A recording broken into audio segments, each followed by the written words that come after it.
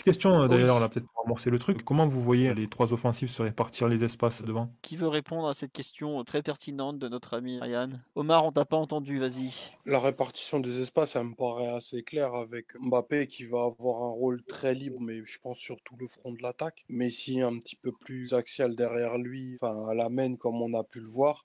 Et Neymar probablement axe côté gauche. Ça me paraît être la position la plus naturelle. Après, je pense qu'il y a quelque chose d'assez important, c'est la capacité qu'a le Real à t'offrir mine de rien des attaques à un contre un. Parce que ils ont des milieux qui se découvrent, qui sont très proches de leurs attaquants. Et si tu as des transitions bien négociées, récupération haute et première bonne transmission, tu peux rapidement avoir des 3 contre 3. Et ça, effectivement, ça va être, à mon sens, une des clés du match. Et le fait que Mbappé n'ait pas un poste fixe et soit une menace très diffuse, ça me paraît être un des éléments importants. Donc, je devais récapituler, du coup, Mbappé, forcément ton joueur le plus haut, quasiment aux 3 postes. Messi, très axial, très numéro 10 quoi. Et Neymar, un cran au-dessus de Messi, qui verrouille le côté gauche. Comment vous le voyez en phase défensive? Justement, l'intérêt, c'est que tu laisses Neymar à gauche parce que globalement, il sait surtout jouer là. Tu mets ton Messi en fausse pointe slash meneur de jeu, donc plutôt quatrième milieu dans le dos justement du milieu du Real qui n'a pas Casemiro, qui a quand même un extraordinaire coupeur de transmission et qui est capable de protéger une défense comme à peu près personne en Europe.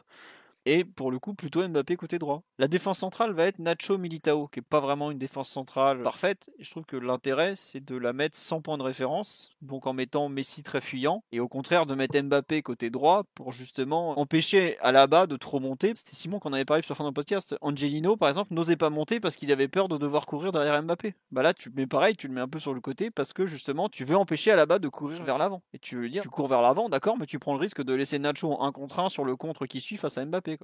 Voilà, Philo, tu perds le 1 contre 1 Mbappé-Carvaral, qui était C'était la une, source de Oui, danger oui. ça. majeur du PSG au match aller, était vraiment très rentable. Ah si, parce que tu te retrouves avec Mbappé contre Nacho, et surtout je vois pas qui va défendre côté droit au bout d'un moment. Messi va pas le faire, et si Mbappé n'est pas sur ce côté, je lui dis pas de longer la ligne, hein, mais vraiment le demi-espace, pour moi ça paraît finalement peut-être la solution la plus adaptée à ce match retour, où je pense qu'on va jouer beaucoup plus bas sur le terrain, et où le problème du Real, quand tu vois la ligne défensive, c'est l'axe gauche. Pour moi, celui à attaquer, ça reste Nacho. Il a 31 ans, et il joue contre Mbappé, qui est le joueur le plus rapide de la planète, ou presque. Ah, franchement, après le match aller, moi j'aurais plutôt tendance à insister sur Carvaral. À ce Après, moment-là, peut-être. où tu mets Neymar en fait, sachant qu'il y Non, en a mais un des ça, trois qui est dur à bouger, c'est Neymar. c'est toujours des questions de répartition. Et de toute façon, Mbappé, quand tu le mets en pointe, Mbappé, il va avoir une influence sur les trois parties du terrain, à droite, à gauche et dans l'axe. Même si tu dis qu'il va jouer côté gauche, tu vas le retrouver parfois côté droit. Et même quand tu dis qu'il va jouer numéro 9, tu vas aussi le retrouver dans des duels avec Nacho. Ça, on fait pas à ce niveau-là. Je pense que l'idée, c'est d'utiliser Messi, Neymar sur les côtés de Kroos en réalité. Un peu dans le dos, un peu sur les côtés. Trouver ces réceptions-là dans le dos des deux autres milieux. Parce que le Real, s'il défend en 4-3-3 avec les milieux de terrain relayeurs qui doivent sortir, forcément, ça laisse des espaces un peu dans le dos sur les côtés de Kroos. Et là, Kroos, il est beaucoup moins habilité que Casemiro à gérer ce genre de situation. Casemiro qui avait été la grosse satisfaction du match aller côté Real avec l'axe central Militao à la bas.